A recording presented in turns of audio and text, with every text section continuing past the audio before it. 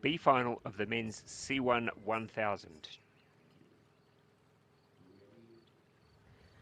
I think lane 5, Adam will be very strong in this. He's a multiple World Championship medalist in different events, so he's the one to look out for, I would say, in this B final, the C1 men 1000 meters.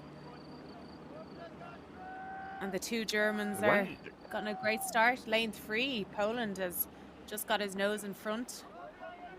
It's very close at this moment. They've all gotten into their starting positions very well.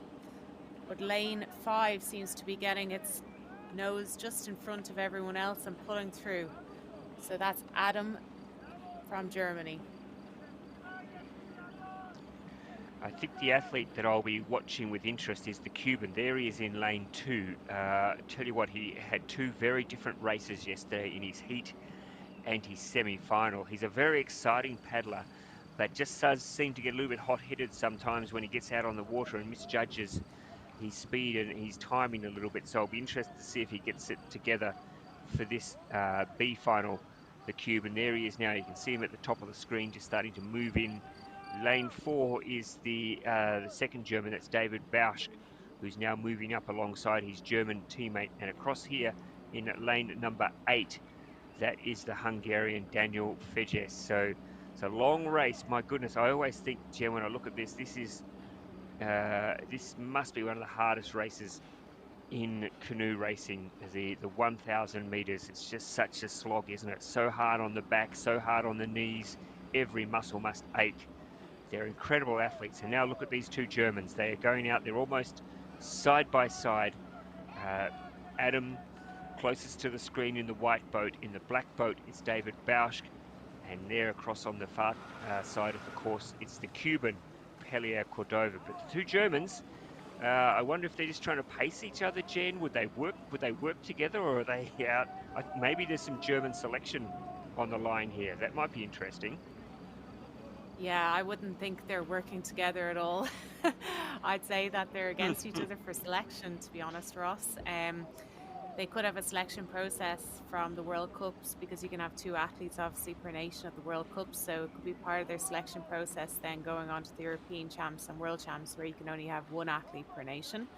So as we can see, lane 4, David Bosch from Germany is now pulled through, and he's leaving his teammate behind, Moritz Adam. So it looks like Bosch is going to be the stronger paddler as we go into the second half of the race. And like you said, in lane 2, Cuba Cordova is paddling very strong. As you can see, the athletes choose which side they paddle on, as they've only one blade. Some athletes prefer paddling on the left, some athletes prefer paddling on the right. So it's very independent of the athlete as such. So as we can see, Bosch has great hip drive. He's really pushing through as he goes into the final 200 meters of this race. And he looks to be in control of the race and leading from what we can see. There's Daniel Fejes, who's competed in Tokyo 2020 in the C2000 meters. He's coming through very strongly. And I'm sure his fiancée, Rebby Simon, will be looking on, encouraging him all the way to the finish line. He's putting in a big effort now in the last 100 meters to come by the German. He wants to do it on home territory. The local crowd will be starting to lift him. Yeah. You can hear the drums beating, you can hear the Hungarian, the trumpets are blowing, the bugles. The crowd are really getting behind him. I think he's going to get it over the top. It's going to be very close. Fejes is going to get there. Wow, what a finish. Perfectly judged finish. That is heartbreak for David Bausch from Germany, who did he thinks he's won, but he hasn't, unfortunately. He's going to get a shock when he looks over and he sees the Hungarian there on the outside of the course in lane 8. Disappointing for David Bausch. He just put everything into that race, thought he had it run.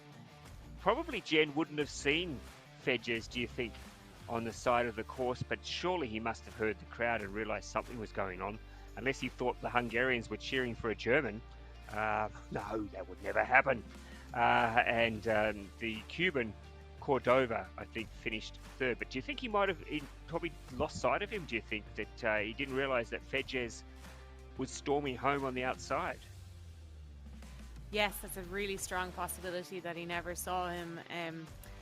Szeged did some second half of that race coming through, and I know in Szeged when you hear those drums and the supporters, it really does push you on, and it's a great feeling to have that support, and especially for him being a home nation regatta, like World Cup. So it's fantastic for him to come through from lane 8, but like you said, very hard on Bosch from Germany, who I think he might have thought he actually won it, so he might be a little disappointed when he sees the results, but I'm sure he'd be happy to have been the fastest German anyway here today in the C1 men 1000 meter final B.